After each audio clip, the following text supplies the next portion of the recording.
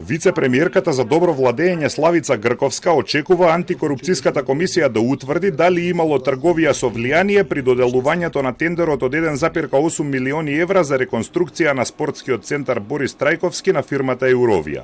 За нас е важно Државната комисија за спречување на корупцијата како надлежна институција да го истражи тоа и да го утврди каков ќе биде нивниот наод. Врз основа на нивниот наод тогаш ќе може да одлучиме како ќе постапуваме.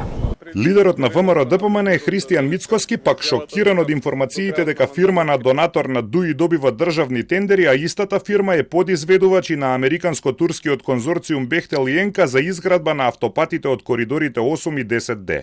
Не може ВМРО ДПМН за ни приближно сличен случај да има замрзнат имот и да се влече по судски ходници повеќе од 5 години, а обвинителството да е немо за случај во кој што и Државната комисија за спречување на корупцијата вели дека е случај од највисок вид на криминал и корупција. Односно, компанијата донатор се јавува компанија која што потоа добива, за која што постои основа на сомневање дека добива тендери на сумнителен начин.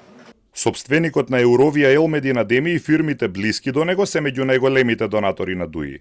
Фирмата го доби тендерот од 1,8 милиони евра за салата Борис Трајковски од Министерството за надворешни работи, предводено токму од кадарот на ДУИ Бујар Османи.